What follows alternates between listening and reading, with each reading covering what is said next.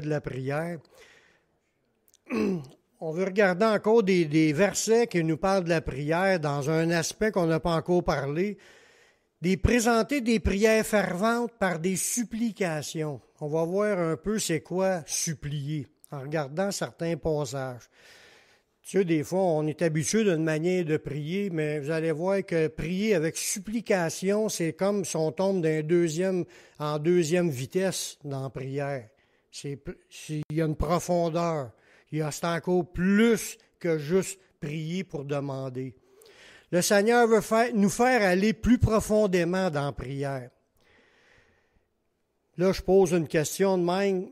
Ceux qui ont eu des enfants adolescents, puis même un petit peu plus jeunes, là, vous savez comment est-ce que les enfants, comment est-ce qu'ils veulent avoir de quoi? Des fois, ils peuvent être très harcelants. Achaler, puis le demander, puis le demander. Puis là, ils tirent tes culottes, puis là, ils veulent de quoi? Puis il y en a qui vont aller jusqu'à quand ils sont plus jeunes, surtout, là, tu es dans le centre d'achat, tu vois le petit qui crie, puis qui garoche les affaires, puis il se roule à terre, puis il fait la tranche de bacon à terre. Parce qu'il va avoir ce qu'il veut. Il veut avoir ce qu'il veut, puis il met de la pression pour montrer qu'il en veut. Puis il se relâche pas à se rouler, puis à crier, puis à demander, puis à achaler, jusqu'à temps que la mère, elle sait plus quoi faire, puis elle finit par y donner. Ça, c'est de la supplication, mais ça va jusqu'à où? C'est sûr que Dieu ne nous demande pas de se rouler à la tête jusqu'à ce point-là, mais il y en a qui l'ont fait semblable. Savez-vous que le Seigneur, lui, est à l'écoute des supplications? Puis là, on va voir un exemple dans ça du monde qui ont fait des supplications au Seigneur. Pas juste demander, ils ont supplié, ils ont achalé, puis ont mis des arguments pour pouvoir obtenir une requête de prière à quelqu'un qui ne devait pas obtenir. Parce qu'au départ, ce gars-là, c'est un non-juif. Puis Jésus l'a dit, je suis venu pour les brebis perdues de la maison d'Israël. Il n'était pas venu pour les païens, il est venu pour les Juifs. Mais ça ne veut pas dire qu'il n'exauçait pas les gens non-juifs.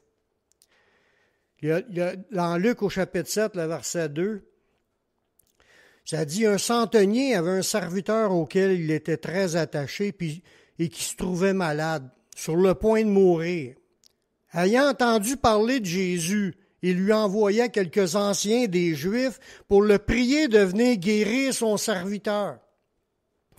Ils arrivèrent auprès de Jésus et lui adressèrent d'instantes supplications.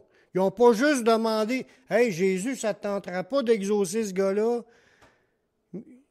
Ils n'ont pas juste demandé. Ils savaient que Jésus l'avait déjà dit que « Je suis venu pour les brebis perdues de la maison d'Israël. » Mais là, c'était quand même ces anciens des Juifs-là qui étaient des pharisiens, probablement. C'était déjà du monde, t'es pas trop sûr qu'il était pour être exaucé d'avance, parce que Jésus les a déjà blastés, les pharisiens, puis les religieux. Mais ce gars-là avait une influence, il avait comme un lien d'amitié avec ces Juifs-là. Il était aimé par ce centenier romain-là, par les Juifs, parce qu'il avait aidé les Juifs. Ça le dit dans le verset un petit peu plus loin. En disant, il supplia Jésus en disant, « Il mérite que tu lui accordes cela, car il aime notre nation, et c'est lui qui a bâti notre synagogue. » Ce gars-là, il était un Romain, païen, mais il aimait le peuple juif. Puis il a fait bâtir la synagogue. C'était un gars qui avait le cœur pour Jésus. Là, il entend parler de Jésus, puis lui, il n'a pas douté que Jésus pourrait guérir son enfant. Mais il ne se sentait pas à l'aise d'aller voir Jésus lui-même, parce que c'est un païen. Fait que là, il a parlé au chef religieux, puis il a demandé au chef religieux d'aller voir Jésus. Puis les chefs religieux, ils ont fait d'instances, ça dit d'instantes supplications. Ils ont supplié Jésus. Il voulait tellement que ce gars-là puisse recevoir sa bénédiction, parce que ce gars-là, il était un gars qui aimait les Juifs, puis les Juifs l'aimaient. Fait qu'en ayant une bonne relation, ils sont allés devant Jésus, puis là, ils sont mis à supplier. Il mérite que tu lui accordes ça. C'est pas parce qu'il mérite, non. Tu sais, en le suppliant, là, c'est que tu t'humilies, là, puis tu demandes avec instance. Tu veux qu'il l'obtienne, puis tu lâches pas. Puis là, Jésus, finalement, il l'a accordé. Puis ça, je ne l'ai pas écrit, mais il y a l'autre exemple aussi, la femme qui était syro-phénicienne d'origine, sa fille était malade, puis elle a été supplier Jésus, puis Jésus, il dit, il n'est pas bon de donner le pain puis le donner au petit chien. Puis elle s'est humiliée encore plus. Elle a dit, oui, mais les chiens mangent les miettes qui tombent de la table du riche. Puis là, Jésus a considéré qu'elle avait une grande foi parce qu'elle était capable de s'humilier, puis d'insister, puis de réinsister.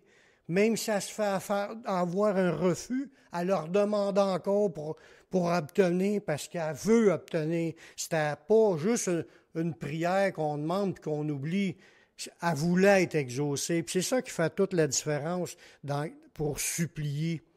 Avec les prières qui est différente, juste prier pour demander.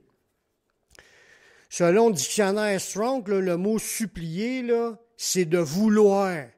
Quand tu manques de quelque chose, là, puis tu en as besoin, là, tu désires, tu languis pour obtenir cette chose-là. C'est pas juste que si tu l'as, c'est correct, puis si tu l'as pas, c'est pas grave. Non, tu languis, tu as besoin de ça, c'est absolument, tu peux pas penser de pas l'avoir. Tu le désires, tu le veux, tu ne parles pas de posséder un char neuf, mais pour des besoins comme la guérison de quelqu'un ou la délivrance. C'est mendier, ça va dans le sens de mendier. Quêter à Dieu, le supplier, tu es à genoux devant lui, puis tu mendies comme si tu serais un quêteux. C'est ça qui est le sens de supplier dans les supplications. Les supplications démontrent une grande foi. Puis ça démontre aussi que tu as une conviction de ce que tu veux. C'est pas juste demander. C'est comme un deuxième niveau de prière. C'est des prières plus profondes que juste demander. C'est l'inverse que de prier à le ventre plein. Tu sais, quand tu pries, tu n'as même pas faim. Tu viens de manger, tu as le ventre plein. Tu penses-tu vraiment à ton prochain repas, puis à vouloir même demander pour ton prochain repas quand tu ne ressens aucun besoin intérieurement? Tu te sens déjà bien plein, bien comblé. Tu ne penses pas à dire, « Ah ben là, Seigneur, je t'en supplie, accorde-moi mon autre repas. » Tu as déjà le ventre plein, tu n'y penses même pas. C'est quand tu as faim, que là, tu n'as rien à manger, là, tu peux supplier. Mais supplier, c'est ça qui est l'idée. Tu as faim, tu as un besoin. Ça met quelque chose de plus en dedans qu'on n'a pas juste quand on a le ventre plein. C'est comme prier avec un intérêt, contrairement à des fois on peut faire des prières, mais sans intérêt, sans besoin. C'est juste comme des caprices ou du over ou du luxe. Quand tu es au point de mendier pour vouloir quelque chose parce que tu en as besoin. La Bible nous dit que nous pouvons faire des supplications pour nos propres besoins. Ça le dit dans la phrase, pour des besoins. Dans Philippiens 4:6. Ne vous inquiétez de rien, mais en toute chose, faites connaître vos besoins. Ce que tu as vraiment de besoin.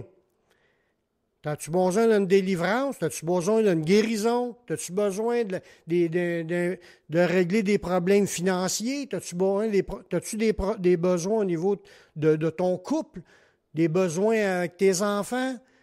Quand tu as des besoin d'un travail, il dit de faire connaître, ne vous inquiétez de rien, mais en toute chose, faites connaître vos besoins à Dieu par des prières et des supplications.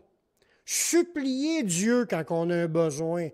Mendier, quêter, achaler pour obtenir ce besoin-là. Dieu, il apprécie, avec des actions de grâce, bien sûr, mais Dieu apprécie puis voit la foi là-dedans. Dieu veut que nous fassions monter des supplications aussi pour tous les hommes, pas juste pour nos propres besoins. Souvent, on prie beaucoup pour nos besoins. mais on ne sent pas vraiment à prier pour quelqu'un parce que lui, il a le besoin. Comme le gars de la synagogue, le centenier, le gars de le centenier, son fils était malade. Ils ont intercédé pour lui en allant voir Jésus parce qu'il n'avait de besoin, c'est son fils, puis ce gars-là, il aimait le peuple juif, puis il a besoin d'une guérison pour son fils. Il est entre les deux, ces pharisiens-là ou ces docteurs de la loi-là. Il est entre les deux, puis ils ont intercédé en suppliant Jésus pour que l'autre puisse obtenir. C'est un peu ça aussi, faire des supplications pour les autres. C'est ça que ça nous dit aussi dans un verset, dans 1 Timothée 2,1. Ça dit, « J'exhorte donc avant toute chose à faire des prières, des supplications, des requêtes, puis des actions de grâce pour tous les hommes. » Ça veut dire, il faut que tu te mettes dans la peau des autres, même s'ils ne sont pas sauvés, leurs besoins à eux, ça sera quoi? Puis de commencer à supplier, pas juste pour ce qu'on aime, mais supplier aussi pour les affaires des autres, surtout pour leur salut, bien entendu, parce que ça le dit dans le même paragraphe, ça dit « Car Dieu veut que tous les hommes soient sauvés et qu'ils parviennent à la connaissance de la vérité. » Ça veut dire, pensons à se mettre à la place de quelqu'un d'autre, puis demandons-le avec intensité aussi pour l'autre. Même le Saint-Esprit peut nous conduire dans des supplications, parce que nous, on a la prière avec l'intelligence, on comprend le besoin, puis on se met à prier, mais le Saint-Esprit peut aussi conduire à faire des supplications. C'est ce que ça dit dans Éphésiens 6, 18. Ça dit « Faites en tout temps, par l'Esprit, toutes sortes de prières et de supplications. » Ce mot-là, supplication, on n'y pense pas assez comme dans ce verset-là. On pense toujours prier. Mais il y a aussi supplier pour obtenir. Dans plein de versets, ça dit « Veillez à cela qu'une entière persévérance, puis prier pour tous les saints. » Ça veut dire, le Saint-Esprit, c'est dans sa volonté de nous conduire à supplier pour les autres aussi. Les prières, quand on le sait, on l'a déjà dit dans une autre étude, mais les prières présentées avec ferveur, ils sont écoutées. Comme c'était dit dans Jacques 5,16, « Confessez donc vos péchés les uns aux autres, priez les uns pour les autres afin que soyez guéris. » Puis ça dit de quelle façon qu'on devrait prier les uns pour les autres. La prière fervente du juste a une grande efficacité. Ça veut dire, plus qu'on met de l'intensité quand on prie, Dieu voit notre cœur, puis il voit si on est intéressé ou désintéressé dans notre requête.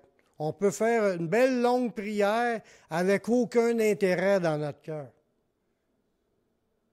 On peut faire des longues prières aussi vraiment parce qu'on l'a à cœur, parce qu'on se met dans la peau de l'autre, puis on le sait qu'ils n'ont de besoin. On prie pour leurs besoins, on prie pour leur salut. Puis Dieu, il dit que c'est bien efficace. Puis quand il dit les prières ferventes, là, c'est le mot « énergio ». C'est le mot qui a donné « énergie » en français. Une prière fervente, c'est une prière avec de l'énergie, de l'intensité.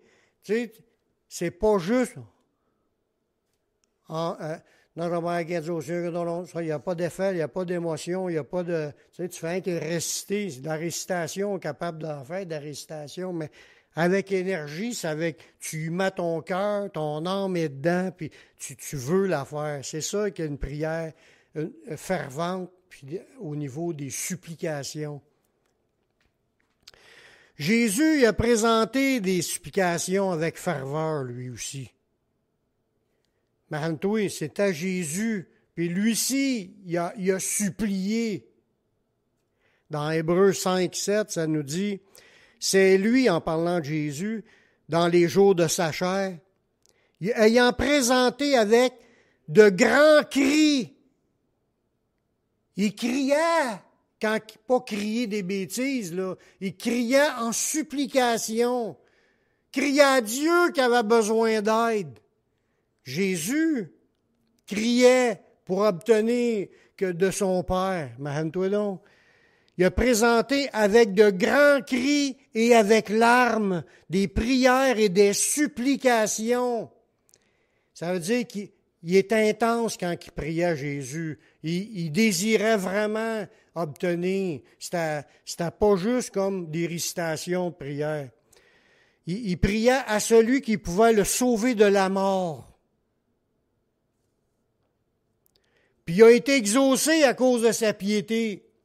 Le mot piété, là, c'est d'être pieux. Être une personne pieuse, c'est une personne qui prie, qui cherche la face de Dieu, qui aime Dieu, qui veut louer Dieu, qui a un cœur pour Dieu. Mais lui, il dit il a été exaucé à cause qu'il était un gars qui aimait Dieu, Jésus. À cause de sa piété. Puis sa piété était démontrée de prier avec instance, puis en suppliant, puis en criant dans ses prières. Il a appris, en parlant de Jésus, il a appris, bien qu'il fût fils, l'obéissance par les choses qu'il a souffertes. Fait que, comme qu'on a vu dans les prophéties la semaine passée, en fin de semaine, les prophéties d'Isaïe, il a plu à Dieu de le briser par la souffrance. Fait que dans ses souffrances, ça le dit, il a appris, bien qu'il fût fils, l'obéissance par les choses qu'il a souffertes. Ça veut dire que Dieu, il l'a fait souffrir exprès pour qu'il apprenne à obéir. C'est un exemple pour les chrétiens. On devrait penser, avoir les sentiments qui est en Jésus. C'est pas juste le sentiment de joie et de paix, c'est le sentiment du cœur à persévérer, à obéir malgré les souffrances, puis à demander à Dieu avec supplication d'être secouru de la mort en criant à Dieu pour obtenir ce secours-là. Même si c'était prophétisé dans la Bible qu'il était pour ressusciter, c'était prophétisé, il s'était écrit qu'il ressusciterait et il régnerait éternellement. Il a intercédé pour être secouru quand même dans sa mort. C'est extraordinaire quand tu penses à ça. Son état de concentration à Jésus quand il priait était tellement intense, là, que quand il s'est mis à prier intensément, il s'est mis à suer du sang. Fait qu'à part de crier puis de supplier, c'était du sang qui sortait. Il était intense dans son intérieurement, dans son désir de vouloir obtenir une guérison ou sortir vivant de ce qu'il était en train de vivre dans le jardin de Gethsémani. Une angoisse, mon âme est triste à la mort. Puis là, il priait, il demandait il était en train de mourir d'angoisse là, dans le jardin avant d'arriver à la croix. Il a prié de son Père, c'est sa volonté d'éloigner cette coupe. Puis c'était pas la coupe de la croix, il savait qu'il fallait qu'il y aille. C'était celle-là qu'il était en train de vivre, il était en train de mourir là. C'est là qu'il était exaucé, puis que Dieu l'a amené à donner la force d'être capable d'être obéissant jusqu'au bout dans ses souffrances. C'était pénible ce qu'il a vécu. On aurait peut-être lâché avant d'arriver à moitié chemin de ce qu'il a fait. Quand il dit qu'il était en agonie, là, dans Luc 22, 44, étant en agonie, il est en agonie, il est en train d'agoniser, là, il est en train de prier tellement fort qu'il est en train quasiment d'en mourir. Là. Il priait plus instamment. Il était déjà en ferveur, pas en grand cri, puis tout le kit, puis il a prié encore plus instamment. Puis sa sueur devint comme des grumeaux de sang qui tombaient à terre. L'agonie, là, c'était le mot grec, là, c'est une lutte pour la victoire. Ils disent que c'est le même sens que de l'exercice de gymnastique. Tu fais de l'exercice pour pouvoir être de plus en plus fort. Lui, son agonie, ça l'a amené à lutter, à résister. C'est comme s'il était en train de s'entraîner, mais en réalité, il s'entraînait pas. Il exerçait son temps de prière dans une intensité au max, comme si tu étais en train de suer à cause que tu cours. Mais lui, il suait parce qu'il est en train de prier. Il forçait au bout. Intérieurement, c'était des émotions et sévère lutte mentale que ça dit pour l'agonie. C'est de l'angoisse, de l'agonie, de l'anxiété puis de l'inquiétude. C'est les mots qui auraient pu être mis là aussi pour ce que lui est en train de vivre là, de moments de souffrance. Puis quand ça dit il est en agonie, mais quand tu dis c'est instamment, c'est plus attentivement, plus il s'est mis à prier plus attentivement, plus sérieusement, plus sincèrement. Tu vois qu'il mettait tout son cœur dans son sujet de prière. À un moment donné, tu vois un exemple, tu vois des exemples, il y en a plusieurs endroits dans la Bible qui disent ça, ce qu'on va voir là, mais là, j'en prends une. C'est l'exemple de la prière de Samuel pour le peuple. Dans 1 Samuel 7,9, Samuel prend un agneau de lait, puis il l'offrit tout entier en holocauste à l'Éternel. Il cria à l'Éternel pour Israël, puis l'Éternel exauça. Mais dans sa prière, il s'est mis à crier. Puis quand tu dis le mot crier dans l'original, dans l'hébreu, là, c'est crier. Crier, pousser des cris, puis s'écrier, puis implorer, convoquer, invoquer, appeler, se lamenter, se plaindre, bien, il cria à l'Éternel. Puis je finis avec un dernier verset qui est une promesse de Dieu au niveau de la prière. Dans le psaume 34, 17, ça dit « Quand les justes crient, l'Éternel entend, puis les délivre de toute leur détresse. » Souvent, peut-être, là, qu'on n'est pas exaucé parce qu'on n'a pas mis de cœur dans notre prière. On n'a pas vraiment crié pour obtenir. Crier avec ton âme puis ta bouche quand tu es devant Dieu pour demander, pour supplier, mettre plus d'intensité, plus d'attention dans ta prière, concentre au bout. Puis il dit, quand les justes crient, l'Éternel entend. Il ne voulait pas juste dire quand les justes prient, il dit quand les justes crient, l'Éternel entend et les délivre de toute leur détresse.